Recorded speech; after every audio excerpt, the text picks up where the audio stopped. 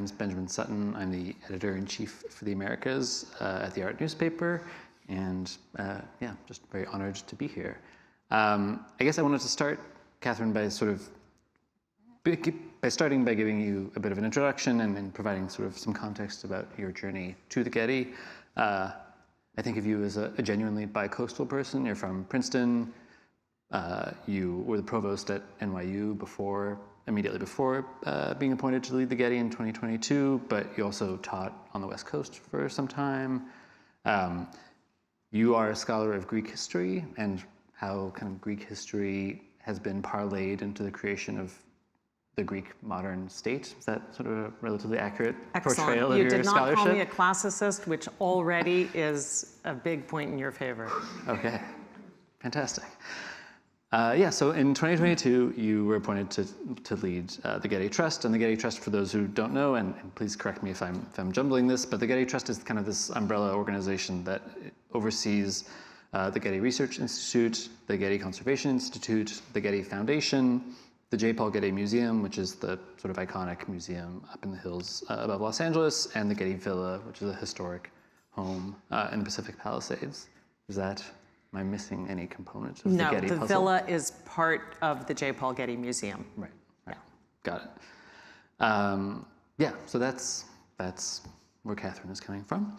So I wanted to start actually, because I was rereading an interview that you did with the Los Angeles Times when you were appointed to lead the Getty in 2022, and you said, quote, "Climate change is going to be one of the major, if not the major, defining features of human existence over the coming century or so. I wouldn't call it a vision, but awareness of that fact is something that informs my thinking in my current job and will certainly inform my thinking as I take the helm at the Trust." End quote. I guess I'd love to start by asking kind of how that fact of climate change, like reshaping our lives for the next century, was informing your thinking when you started at the Getty, and whether or not you anticipated quite how like existential of a reality that would be so soon in your tenure.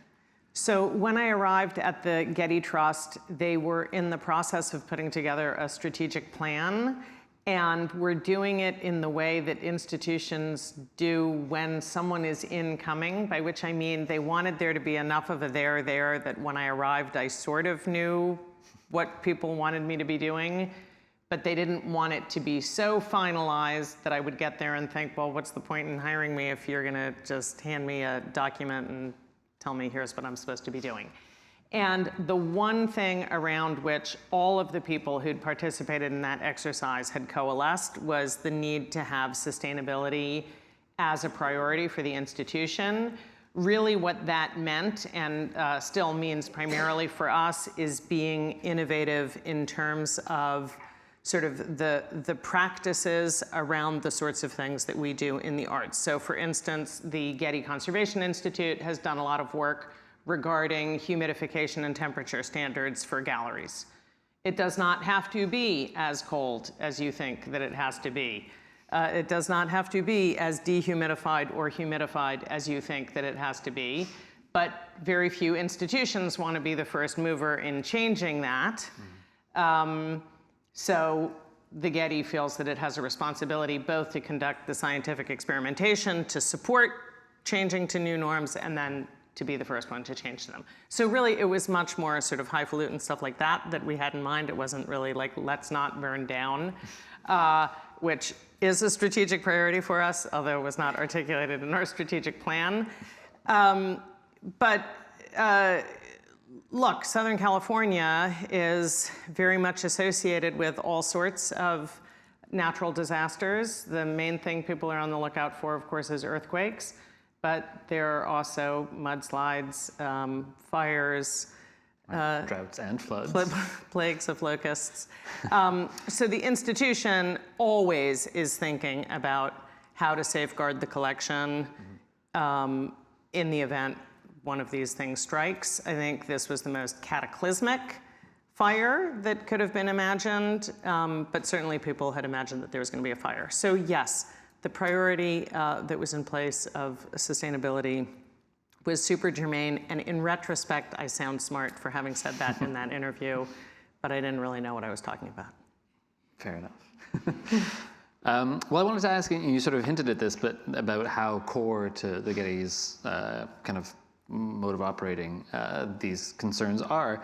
The Getty Center's campus was built, or was completed, I guess, in 1997, designed by Richard Meyer, and it has all these environmental resiliency kind of measures literally sort of built into it. I was wondering if you could just sort of touch on some of the features of both the Getty Center and the Getty Villa that are kind of built for this kind of resiliency. Sure. So there's a little bit of confusion whenever we refer to the Getty.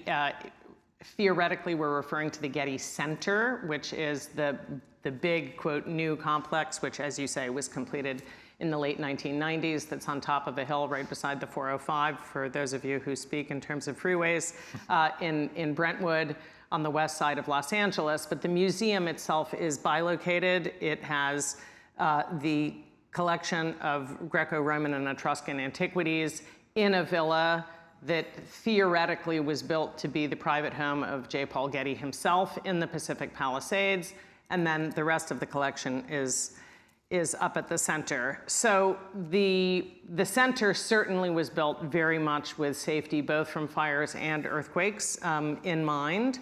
There are all sorts of, I've referred to them as James Bondian elements to the building, things that you can do with the air handlers, not only to prevent soot or smoke from getting into the galleries, but a way to actually push air out of the galleries if you need to. It's a little bit like when you're in your car and you go through the Holland Tunnel and you push the button so that you're on recirc rather than sucking in the air from the tunnel, only more sophisticated. There are walls between different galleries that close to partition things off in the extremely unlikely event of a water landing. In the extremely unlikely event of anything getting into the galleries, this would safeguard everything around the place where there's been a breach. But really the thing that is the most sophisticated is the thing that's the least sexy. It isn't like invisible walls and air handling systems. It's the work that the groundskeeping staff does, that the gardeners do, making sure that there's absolutely nothing on the periphery of our buildings that can feed a fire, that can fuel a fire. And those of you who visited the Getty Center will know that there's an awful lot of walking across vast expanses of travertine before you get anywhere close to the museum, which feels sort of hostile and bizarre, but is one of the design features that had fire protection in mind when it was put in place. There's really nothing to burn. And people kind of couldn't believe it when we kept saying, we feel really safe. And they thought that it was hubristic. But it was like, it's like we're in the middle of a parking lot. Like there's nothing to burn. Right. So the most important feature is the landscaping and the groundskeeping. Right. And I wanted to also ask, obviously you sort of hinted at this, that there's sort of a whole menu of natural disasters that one has to kind of take into consideration in Southern California. And I'm sure you have kind of internal action plans for every single one of them, and maybe they're even like modulated by severity. I was wondering if you could just sort of like run through in broad strokes kind of what that plan of action looked like in early January when these wildfires approached, especially the Getty Villa, but also the Getty Center, and kind of like what— I'm trying to figure out where the screen is. Okay. What those steps look like, basically. So one of the things that was most striking to me in the wake of the fires, or even when they were still, they were ongoing, but the immediate threat to the Getty Villa was no longer present. What you're seeing here is photos. One of our two sites was quite literally surrounded by fire. That was the Getty Villa in the Pacific Palisades. And here you can see the soot in the fountain. This was when we went over the day after. That was on the 8th of January, the day after the really horrible night that we had surrounded by fire. That's a couple of the guys who were unbelievable and spent the night there 2 nights in a row. That's what the hillside behind the villa now looks like. It used to be covered with trees. Same there, this sort of like lunar landscape. Sorry, I'd just like to see what it is that you guys are seeing. You're seeing me walking around a very sooty fountain. So in any event, I was really struck in the days after the fire by the fact that people kept asking us if we had moved the art and if we had thought about moving the art. And those of you who have art know that, you know, moving it 20 feet is a complete nightmare, and you're gonna do something dumb even under the best of circumstances, and that therefore probably the least intelligent plan you could have in place is one that would have you trying to move collections on the eve of a fire, right? That might be something that you would try and do in haste as bombs are incoming unexpectedly. Then, yeah, maybe it's worth taking your stuff off the walls and trying hastily to put it down in your basement, but certainly not on the eve of a fire. The whole principle with which the galleries are designed is the principle of making sure that the galleries are, in effect, the safest possible place for a work of art to be in the midst of a fire. And it really is the case that our galleries are the safest possible place for a work of art to be in the midst of a fire. I'm not saying that you want to put that to the test, or that, you know, you want to put your works of art there and then light a fire. But if you're having a fire, you should feel really, really confident that your stuff is going to be safe in the galleries. So the galleries were designed to make sure that if there was a fire raging around outside, everything inside the galleries would be fine. And that was, in fact, the case for us at the Villa. You can see all of the soot and ash and stuff outside. If you go in those doors at the end of that fountain, you then go through another courtyard and another set of doors before you even get into one of the galleries. So the Villa, for instance, is built with multiple doorways and these things called peristyles, sort of colonnaded walkways outside the galleries, which look nice but also provide multiple layers of protection. So nobody is rushing to do anything too elaborate. Mm-hmm. What is done the minute you have awareness of a fire in the neighborhood, you change the air handling systems, you tape up all of the galleries, literally tape them up.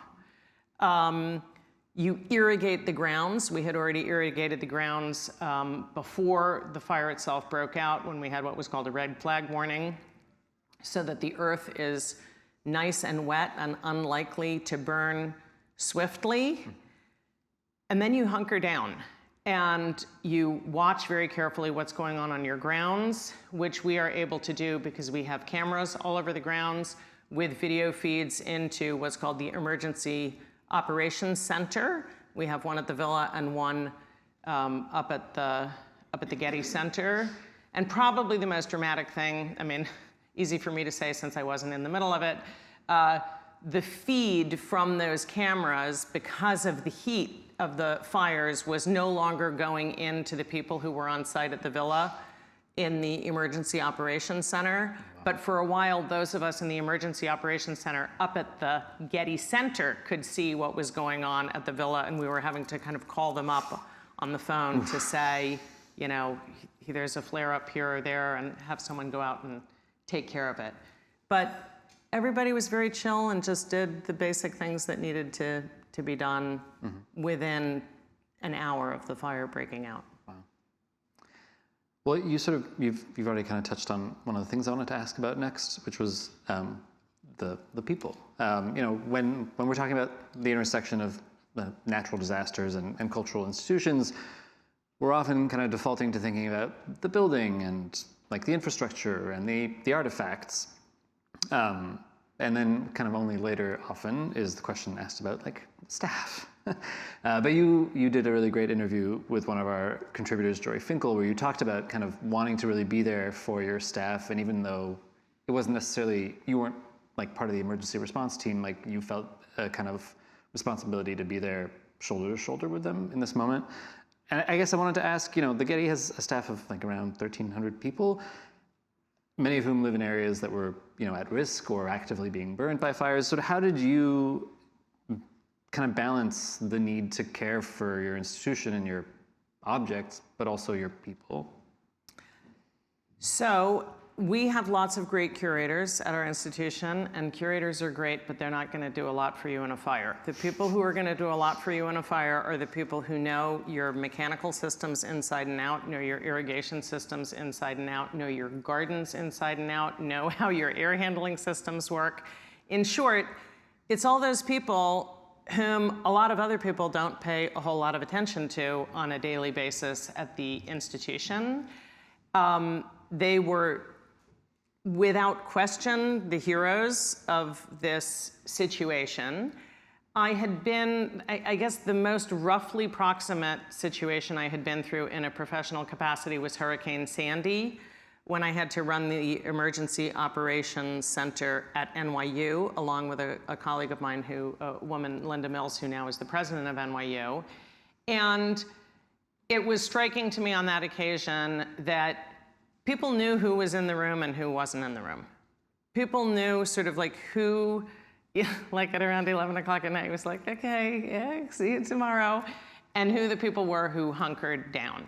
And it was very important to me to be someone who hunkered down. I didn't have much that I could offer in terms of technical skills, but just offering your presence is super, super important. Not to mention I lived in a neighborhood that kept being evacuated, and it was actually much more enjoyable to be sitting around a conference table with a bunch of really funny, nice people than it was to be at home having my phone, blow up every 2 minutes telling me, this, that, or the other thing.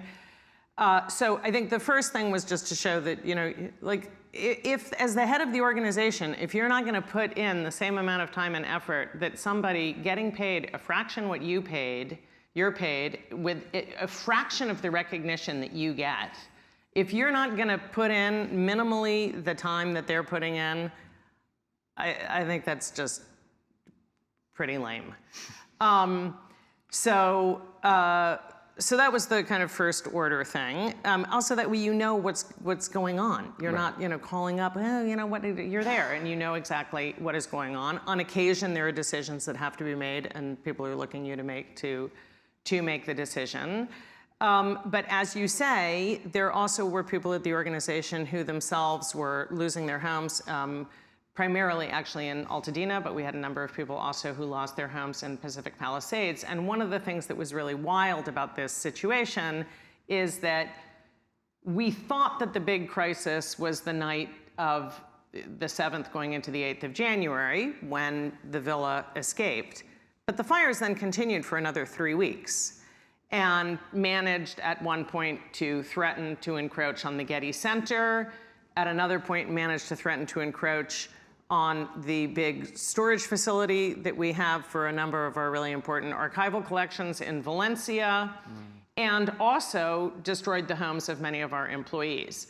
So there also was a certain point when I asked HR to give me, the names of all of our staff who lived in the Pacific Palisades so that I could start emailing them, calling them, the people whom we knew to have lost houses. I made sure that I was in touch with them. I still try to be in touch with all of them at least once a month, just to kind of see how they're doing. But I mean, it's not like rocket science, like be a human being. Right. Like just be a human being.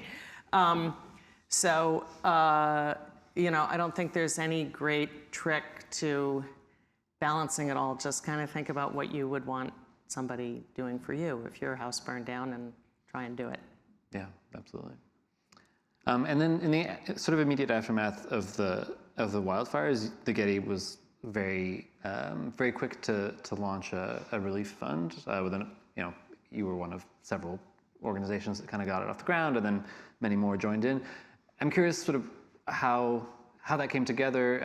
I think it's $12 million, right? We're up to 14, 15 now, yeah. Wow, nice. I guess I'm curious kind of how that response came about, how you were able to sort of move quite quickly to do that. I think it was like the following week that was announced. I wonder if you could just sort of talk about that, the fund. So the institution had some experience with this from COVID, when a number of smaller arts organizations in the LA area were really under existential threat because they live off of visitor revenues, and obviously during COVID there were no visitor revenues. And Getty was one of a group of organizations that put together something called the LA Arts Recovery Fund, or is that what this one is now called? This was the Fire Recovery Fund. Yeah. So we wanted to use the same model, but we wanted to create a fund that would be a resource for individuals as well as for institutions, in fact, primarily for individuals. There were all kinds of people who lost, artists who lost their entire body of work, who lost their studios, who lost the tools that they use to create their art.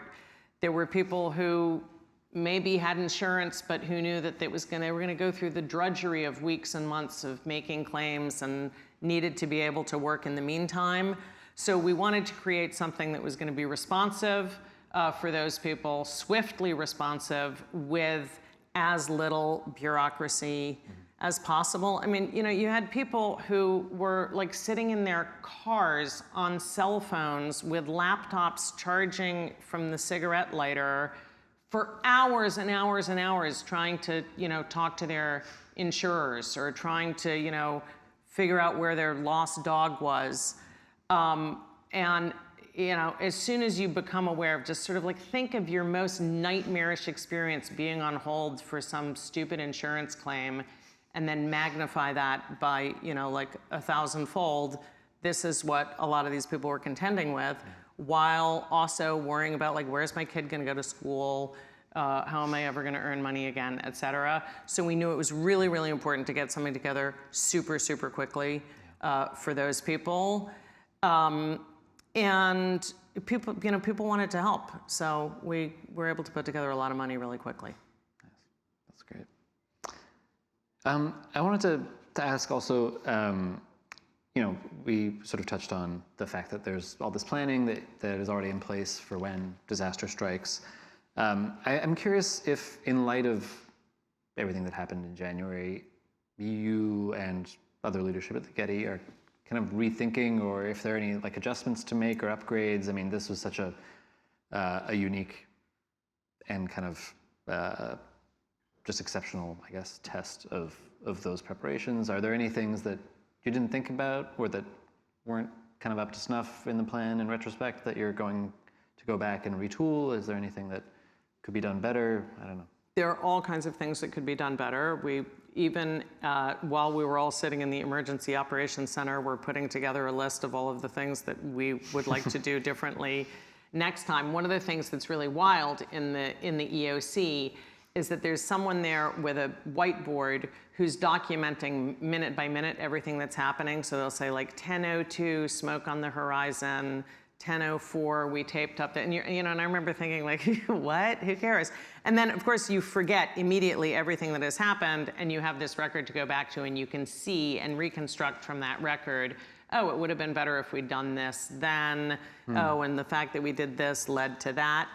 I think we probably should have had all staff leave the villa sooner. Right? We were very fortunate because the fire broke out on a Tuesday, which is when the villa is closed anyway. So we didn't have visitors on the site. Right. That we were super, super fortunate with that.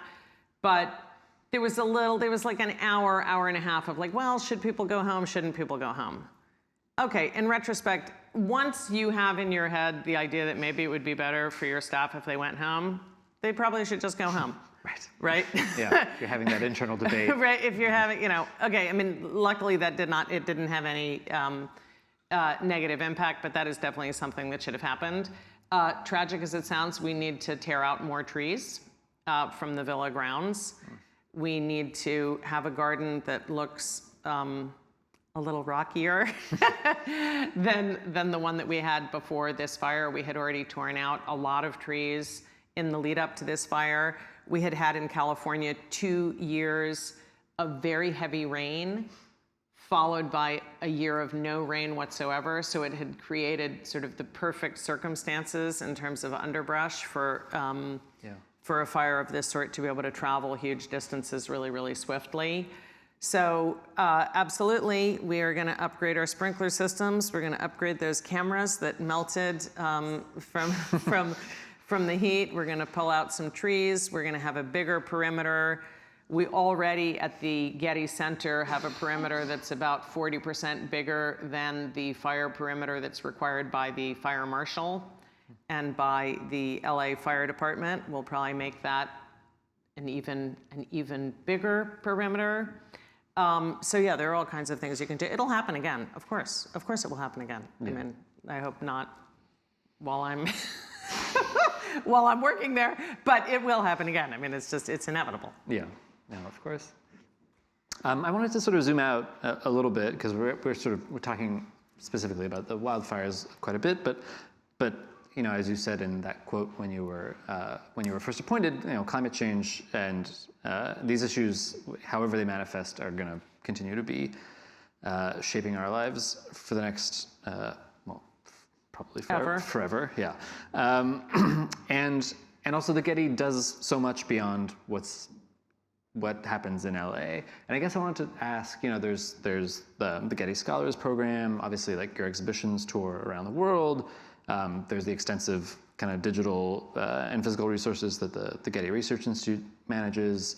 There's all the great conservation work that the Getty Conservation Institute does around the world. I wanted to ask sort of how climate change and sort of resiliency questions factor into that part of what the Getty does, sort of beyond the LA campus. So climate change is not a new thing. We know that there have been various periods over like long human history of very abrupt climate change. And in fact, one of the projects of the Getty Conservation Institute is connected to climate change in antiquity and trying to look at the historical record and see sort of when there were moments of abrupt climate change and what survived and what didn't as a consequence. So, I mean, it's so peculiar to me that the concept of climate change has been politicized. I mean, it's like being, I don't know, getting political about the fact that it's sunny outside today. I mean, it just happens to be sunny. Like, sorry, buddy, it's sunny. Like, you know, what can I tell you? You know, sorry to say, we know that the Gulf Stream is not what it used to be. We know that global temperatures are higher than they used to be. And we know that events of the sort that we've been talking about are happening with greater frequency. There's nothing, I don't mean to be a provocateuse by saying that. It's just, you know, my name's Katherine, and if you don't like it, I'm very sorry. That's my name. There's really no political intent behind me telling you that that's what my name is. So I think one of the ways to try and get out of the politicization of the topic is to think about it in a broader historical frame as something that has happened cyclically through history and sort of try and figure out what lessons there may be to learn from that. Certainly the work of the Conservation Institute, I think, is probably most evidently connected to this area. We've been in conversations with a city called Paphos in Cyprus, where there are incredible Roman mosaics covering a very, very vast expanse of square acreage. And these things were uncovered so that people could look at them, and they've had to cover them back up again because the sun in Paphos now is so hot that it is burning the mosaics and damaging them at a highly accelerated rate compared to what had been happening to them over the much longer arc of their lives.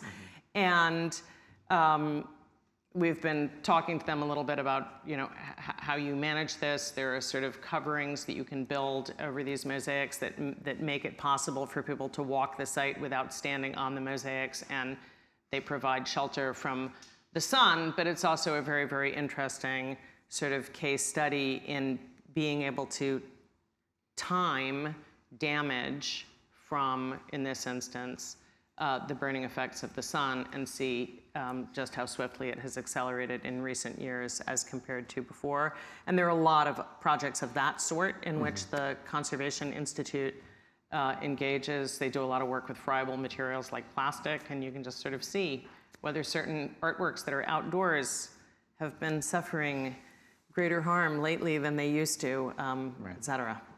Yeah, wow. That's fascinating.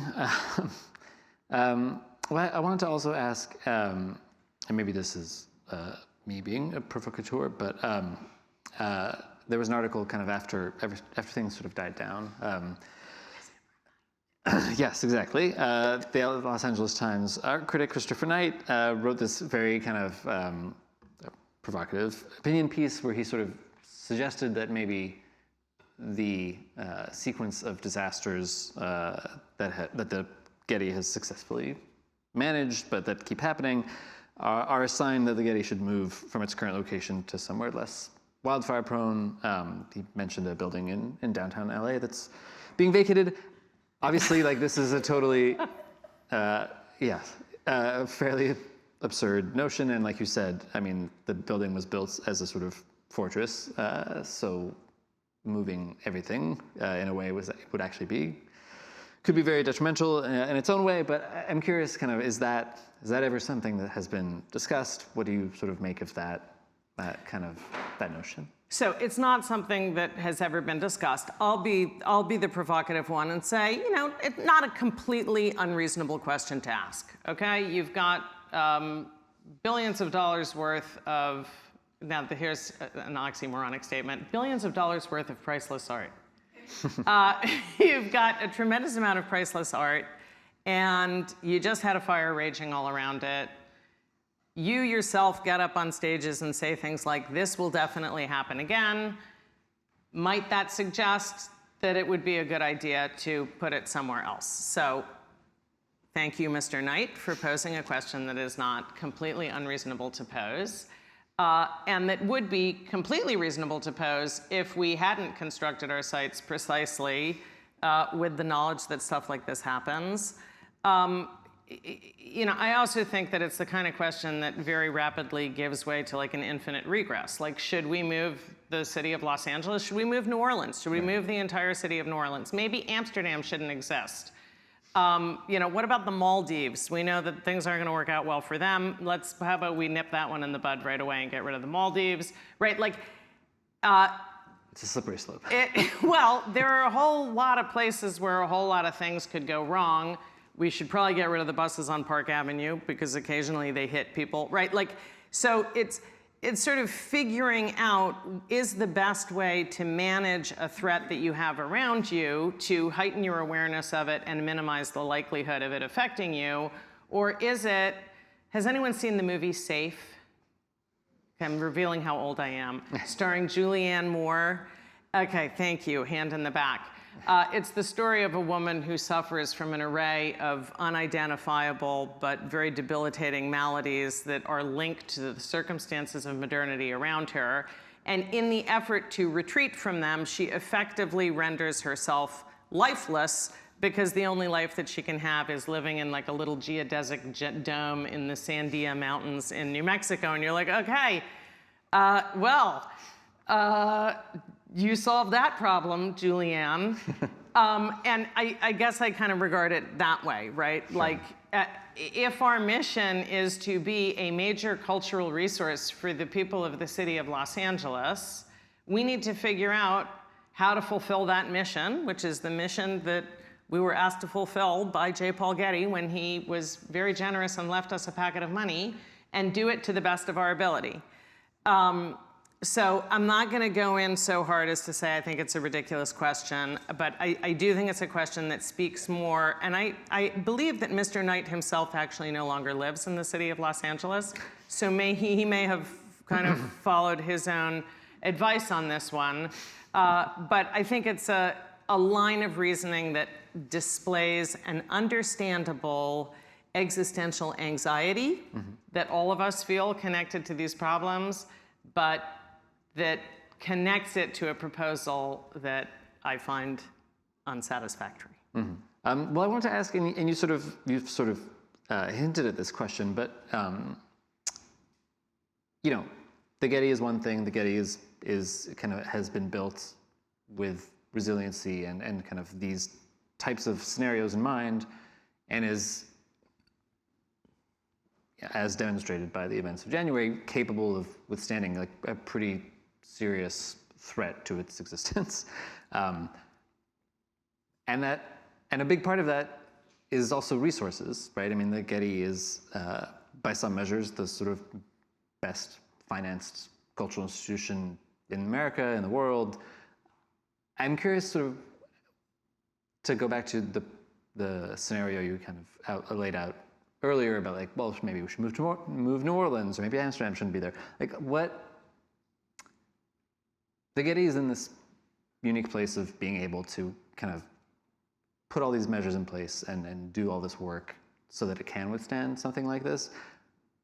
What would you say to like a smaller arts organization that can't rebuild? You know, like what is there like a world where we're dealing with sort of climate refugee cultural institutions that kind of lose their home and are kind of nomadic? Like, yeah. So, okay, so first we are one of the best resourced, if not the best resourced private arts institution in the world. But what that means is that we have an endowment off of which we can live. It's like if you have a really big bank account and you invest it wisely and it delivers enough interest for you to live off of the interest every year. That's great. But if you start spending the principal, each year you have less and less interest, and then gradually you are no longer the wealthiest private arts institution in the world. So there's always this like, well, of course they survived. They're so rich. My brother called me up from New York during the fires because he had seen this so many times. He said, I hope you're wrapped up in all your dollar bills out there. Which is like, I mean, it's true. It's like sort of like yes, it makes it possible to have a really solid structure. It makes it possible for you to afford, you know, the most state-of-the-art equipment, et cetera, et cetera. But really, the thing that makes you safe is having smart people who have planned these things well. And most other arts organizations in LA aren't on top of a mountain that burns and aren't surrounded by fields and aren't surrounded by trees, so they kind of don't have the same threat that we have to begin with, right? Sure, like if the fires sweep down to LACMA, then we have a really, really big, then we're dealing with a really big problem. So to a certain extent, I actually think that linking the Getty's, quote, success to its financial resources, certainly we have great financial resources, but the Getty has a bonkers culture of safety, like, which I now deeply appreciate. But when I first took my job there, I was like, this is ridiculous. Okay, you'll appreciate this. When I got there, I asked that they buy a ping pong table so that the staff during their breaks could go outside and play a game of ping pong. Like how complicated is this? Turns out it's insanely complicated because risk assessment needs to make sure that it's a ping pong table that isn't gonna pinch your finger when you fold it up. Like and I thought, like, are you freaking kidding me? All I want is a ping pong table. And when I went down there to play ping pong for the first time, I saw that on the wall, they had posted the rules of the ping pong table, and rule number 1 was do not play ping pong in high heels, which of course makes me wish to only play ping pong in high heels, but that's another matter. But this is like the culture of the organization is such that it is constantly thinking about every single thing that could go wrong. And as I say, now I think this is great and farsighted. When I first arrived, I thought it was completely maddening. I thought, and you'll arrive and you'll touch me, oh, please don't sit there, ma'am. You know, oh, and it's because, you know, one person sat there once in 1907 and fell over and sprained the, you know, so never again will that happen. It is something that is baked into the culture of the institution. It's why all of those people knew exactly what to do at the very beginning hours of the fires without having to be told what to do, why nobody was panicking. It's really, really built into the culture. And certainly when you have more resources, you can afford to go deeper and deeper with the layers of that in your culture. But all institutions can build a culture of safety and figure out, you know, some really basic things to do to protect them from a fire. Yeah, absolutely. Well, honestly, those were the bulk of my questions. I don't know if we want to open it up. If I have any questions for you. Oh, yeah, sure. Please, fire away. Will we transition to non-flammable paper for our paper? Right. Not yet. No, I mean, I'm happy to take any questions if people have them. Hi. We've talked a lot about like dealing with acute threats and like safety preparation, those kinds of things. But climate change is more than fires. Climate change is also being created by, you know, the things that humans do, like shipping art around the world and flying to art fairs and, you know, things like this. And I think there's been a bit more of a conversation in the art world recently about like how to sort of mitigate that stuff a little bit. But I think, I don't know, I'm just curious how the institution or how you think about like the defensive stuff you do for like resiliency and security versus like the proactive contribution to climate change that an institution inevitably is doing just by existing. Right. So we do spend a lot of time talking about this. The art sector contributes a teeny little bit to the carbon footprint. But certainly we're doing things like slowing down the cadence of traveling exhibitions. So, you know, figuring out how to use the same packing materials over and over again, different practices for creating art objects, et cetera. But yeah, I mean, yes, it has an environmental impact, just as I suspect each one of you did when you came here. And you know, rapidly we move again into Julianne Moore and her geodesic dome in the Sandias, where it's like, okay, so is the answer to not do anything? But we're trying to do the things that we do in a slower way and in a way that really reuses as much material as possible. But yeah, I mean, if you've ever seen like a painting that travels for an exhibition be unwrapped, like,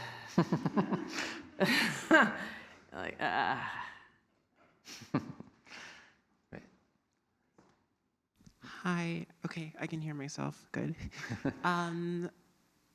My questions might sound a little weird, but as someone who's never been past Colorado and clearly likes art and stuff because I'm here, if to explore LA art scene, would you say the Getty would be the first destination for someone who's blind to California's museum? absolutely, I would, of course. It's an easy one, but you know, I just want to know. I would not be doing my job properly if I didn't tell you that, of course, and I'll tell you why. I will tell you why. Because I don't want you on your first visit to LA, when you get to see the art scene in LA, I don't want you to feel lost and confused and overwhelmed.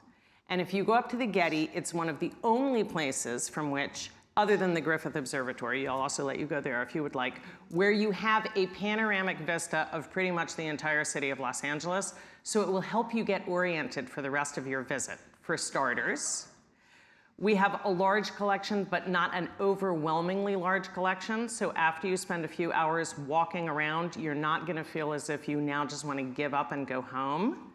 Instead, you're gonna feel like you've had a nice start. And we also have beautiful big gardens that you can roam around when you get tired and relax. So you can go and have like a kind of High Line-ish type experience up there in addition to seeing art. So yes, I do genuinely think the best possible place for someone to start as a newbie to LA, if they're interested in art, is the Getty. And I'd even say if you're not interested in art, it's the best possible place for you to start out your visit to LA. And I actually believe everything that I just said to you. Well, you mentioned gardens, and I'm just going to speak about the villa, where you alluded before that you're taking out more trees and fixing the cameras that melted. And I'm wondering what else you're in the process of doing that has delayed the reopening. And I'm wondering if you have a target date for the villa reopening. We do. We're going to reopen on June 24th with a great exhibition called Prince of Pylos. The grand opening is on the night of June 24th. The main thing that has delayed the reopening is the fact that access to the site is really limited because of the vast number of houses that have burned down around us. You can't access the site. I don't know if you know LA. It sounds as if you do. Sunset is virtually impossible. The only really easy point of access now is along PCH, and as you can imagine, there's a huge amount of traffic on PCH. So it didn't really make sense for us to be opening if people were going to be unable to actually get to the villa itself.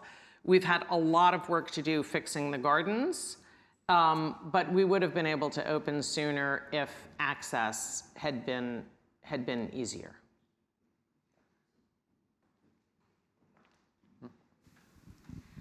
I'm aware that the Getty has a fabulous library and other archival material that are paper-based. I was wondering if you would talk more on your practices of digitization. How far along are you on that? I know it's an ongoing project, but I wonder if you talk more on the safeguard of your other personal archives at the site. Yeah, we are effectively the Library of Congress of art at the Getty. We're the library of record for art and art history and the visual arts in the United States. So we have a tremendous amount of material, and we're totally committed to open access.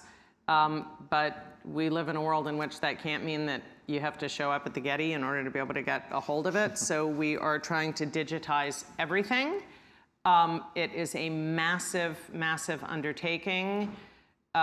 We have certain archives that we hold that we're really trying to prioritize. We have the Johnson Publishing Company archive, the archives of Jet and Ebony magazines. We're one of the co-owners of that. We're trying to get that digitized as swiftly as possible. But it takes a huge amount of time. But yes, the goal is for every single thing that we have to be openly available for anyone who wants to use it for non-commercial purposes.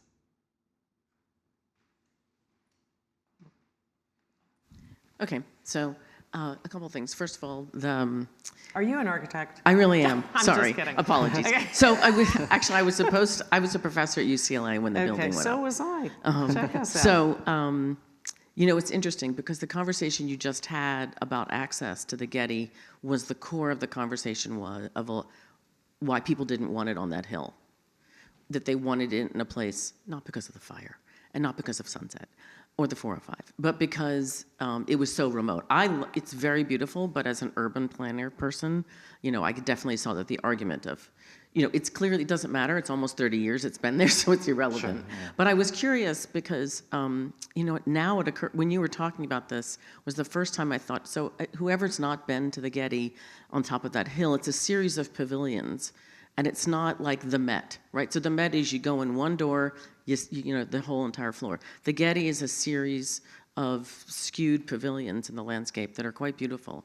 And I'm assuming that Meyer did that as part of the sort of sealing off, sort of like each building, if it would hit, if something happened to one, it didn't happen to all. Was that part of it? And then the next question is, other than the cameras melting, how has the technology 30 years later, because it's one of these things that happens to me on my projects that, you know, 30 years is a long time for technology to not be sort of what it was. Just curious. So we joke around at the Getty that we are state-of-the-art analog because we were like super, super modern, cutting edge the day before the internet was invented sort of thing. Which is one of the things that I actually kind of love about it. I mean, it has, it's aspiring to be mid-century modern, but not quite there yet. So, you know, there are all kinds of peculiarities in the design that connect to the fact that it was born on the eve of the digital era. So for instance, there's light pouring in on all of the desks. Like, so if you have a computer monitor, which nobody had when it was built, you can't see anything on the computer monitor. So there are all these beautiful offices and everybody has like the little Venetian blinds screwed shut so that they can see their computer monitors. In fact, when I arrived, they were about to embark on a project of removing all of the payphones, and I told them not to because I want to keep all of that stuff. So we kept all the payphones, but there are all sorts of really weird things that felt super, super modern. I don't know if you went to the opening. Yeah, I was there with those huge, weird guys up on stilts. Yeah, that was when I was, yeah, in 1997. And it all felt so modern. And then like 3 years later, it was like, dudes, you know, like, why is there only one plug in this, you know, like the electrical outlet? You know, I don't think Meyer did the pavilion structure because of fire. I think he did it to try and create a kind of sense of home for each of the 4 programs. Until then, the idea had actually been that the 4 programs might be dispersed around the city.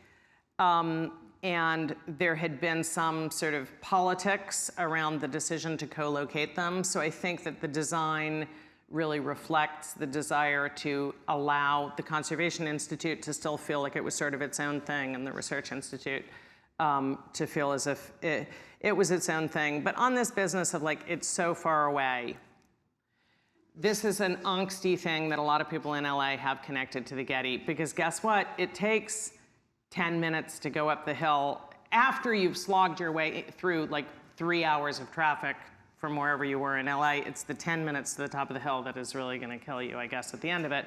And people say, oh, you know, it feels so distant and remote. I actually think it's totally fabulous. When you're in the middle of a city, you want to be able to go somewhere that makes you feel like it's kind of different and peaceful and green and quiet. And That was the idea. I mean, John Walsh and Harold, that was...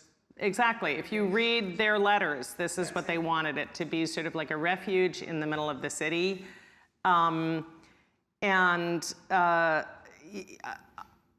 So it isn't simply, you know, for fire purposes that people sometimes say, well, why don't you go down to some syringe-strewn parking lot in downtown LA so you can really be like in the heart of it all? Well, because it's a whole lot nicer to be up on top of a beautiful hill in Brentwood. That's why. So I think really the challenge is to figure out how to make sure people feel really welcome to come up there and feel as if that space is for them as well. I think that's really the thing that needs to be focused on. It's not putting the institution somewhere else. And I'll tell you, the main people who are bummed about the whole top of the hill thing is our own staff, who have huge internecine battles over who gets parking places at the top of the hill and who gets a parking place at the bottom of the hill. And then that conversation is dressed up as like a philosophical class argument, but it's really just like, why can't I park at the top of the hill? If people don't know, there's a tram.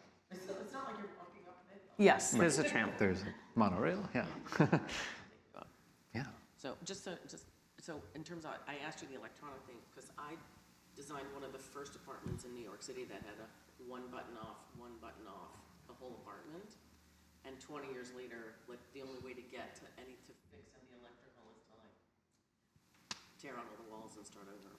We have a lot of legacy technology at the Getty. I think that's the fancy word for it. Great. We have time for one more question. Yeah, Annabelle?